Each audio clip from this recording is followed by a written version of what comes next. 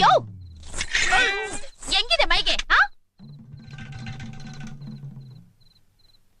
ಯೋ ನಿನ್ಗೆ ಕಣಯ್ಯ ಹೇಳ್ತಾ ಇರೋದು. ನನಗ ಹುಷಾರಿಲ್ದೆ ಹೋದ್ರೆ ಮನೆಗೆ ಹೋಗ್ ಬಿದ್ಕೋ. ನಾನು ಸ್ಟೇಜ್ ಮೇಲೆ ಬಂದಾಗಿಂದ ನೋಡ್ತಾನೆ ಇದ್ದೀನಿ, ಒಂದೇ ಸಮನೆ ಸೀನ್ತಾನೆ ಇದೆಯಲ್ಲ. ರಂಗನಾಯಕಿ, ಪ್ರೇಕ್ಷಕರನ್ನ ಆ ರೀತಿ ಬೈಬಾರ್ದಮ್ಮ, ಅವ್ರು ಕೋಪ ಬರುತ್ತೆ. ನೀ ಸುಮ್ನೆ ಇರಕ್ಕ. ನಾನು ಅವಾಗಿಂದ ನೋಡ್ತಾನೆ ಇದ್ದೀನಿ. ಅಕ್ಷಿ ಅಕ್ಷಿ ಅಂತ ಗುರು ರೋಗ ಬಂದವಂತರ ಆಡ್ತಾವ್ ನೀವ್ನು.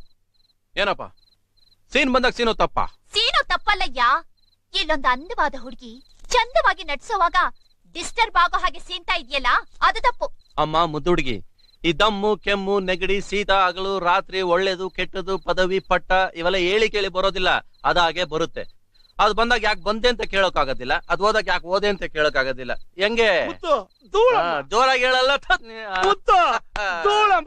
ಡೈಲಾಗು ಅಂದ್ರೆ ಇದು ಡೈಲಾಗ್. ಇಷ್ಟೊತ್ತು ನೀನು ಮಾತಾಡ್ತಿದ್ದಲ್ಲ ಡೈಲಾಗ್.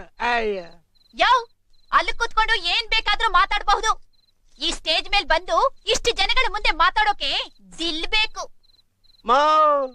ಯಾರತ್ರ ಮಾತಾಡ್ತಾ ಇದೀಯಾ? ಅಮ್ಮಣೆ, ಇವ್ರು ಬರೀ ಊರ್ಗೆಲ್ಲ ಇಡೀ ಕರ್ನಾಟಕಕ್ಕೆ ಮುತ್ತು, ಗೊತ್ತಾ?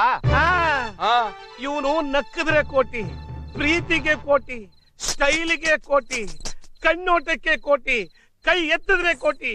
ಒಟ್ನಲ್ಲಿ ಹೇಳೋದಾದ್ರೆ 5 ಕೋಟಿ ಕನ್ನಡಿಗರ ಆಸ್ತಿ ಕಣಮ್ಮ ಇವನು, ನಮ್ಮೆಲ್ಲರ ಅಣ್ಣಯ್ಯ.